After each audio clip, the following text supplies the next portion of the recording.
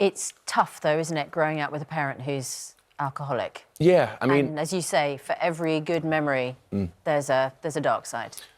It's a tough battle. It's a huge battle here in the UK. That's why I speak a lot about it. A lot of my focus is to aim at children of alcoholics. And for me, it's been a big motivation for the past many years. I'm teamed up with a lot of charities that deal with children of alcoholics, and my goal is to let the kids know that they're not alone and try to provide them somehow with tools to help them kind of maybe come out of a dark place.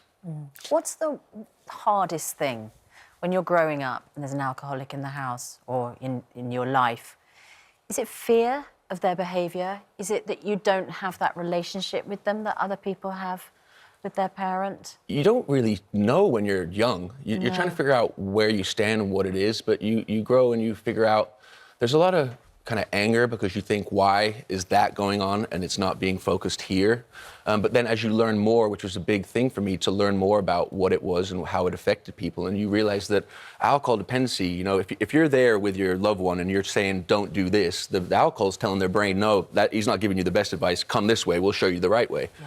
So you have to learn these things, and if you don't know them, it can really, really affect you. And if you don't open up and you don't speak about it and you don't find ways to help yourself, it can affect you long-term down the line. The other complication you had, of course, was you weren't just trying to share your father with, as a father, you were sharing him with everybody else that had these amazing memories of a sporting icon and undoubtedly would have been very keen to sort of celebrate with him in some capacity. Bestie, let me buy you a drink, let me buy you a drink, and of course, which is the last thing you wanted.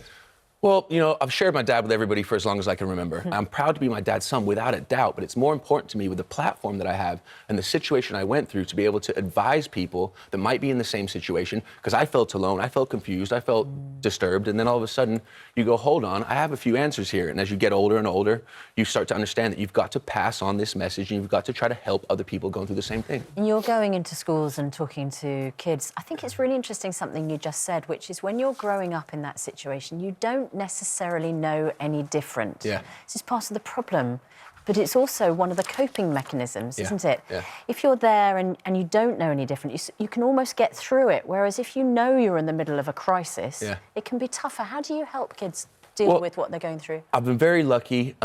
After kind of going through and talking about and learning more, the NSPCC, one of the biggest charities in the UK, saw what I was doing and they said, will you become our official ambassador? And I've been very lucky to be a patron to two great charities. One, NACOA, which is children of alcoholics, helping them. And one is NSPCC, which helps underprivileged kids.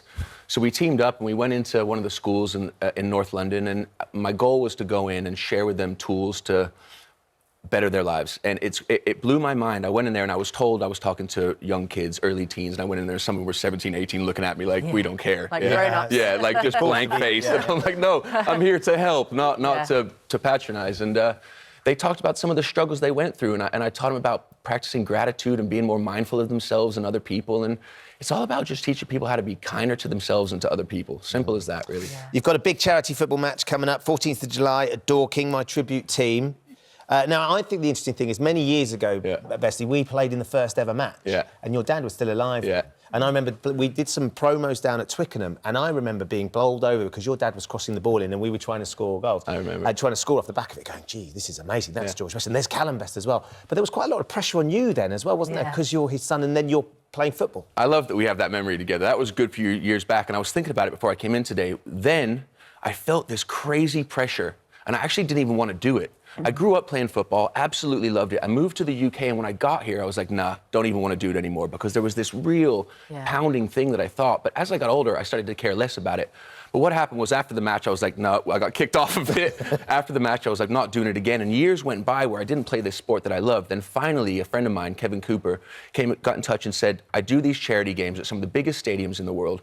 So I went and I played. We walked out, I think it was for the Bradley Lowry game at Everton. And I walked out, 20,000 people, and I went, I've missed this, right? And then I started to open up, and I love the game and I play a lot. And it led me to create a thing called My Tribute. And My Tribute is kind of tribute to my old man, but a thing that I can do myself. And I raise money for NACOA, the charity I mentioned. I call in all the mates over the years. I actually asked Piers to come and be the manager, but he was like, no, I'm in Beverly Hills. I was like, fair enough, you come to the next one. So we launched it in Belfast at Windsor Park. You know, we had a great turnout, 10,000 people. Amazing. And now I've booked my next one, which is actually on September 1st at Shamrock Rovers Tallaght Stadium in Dublin. So, Oh, okay, September the 1st. September the 1st, day's that's gone. right. Shamrock Rovers Yeah. Stadium. Yeah. Amazing. Yeah, so it's my way of just creating something special, getting to play the sport I loved. I call up all the mates I've met over the years, and we raise awareness and money for charity. It's Amazing. fantastic. You're doing so well. Thank you very It's much. such an It's great to see you inspiration. looking so well as well. It's a pleasure to be here. Thank you for having me.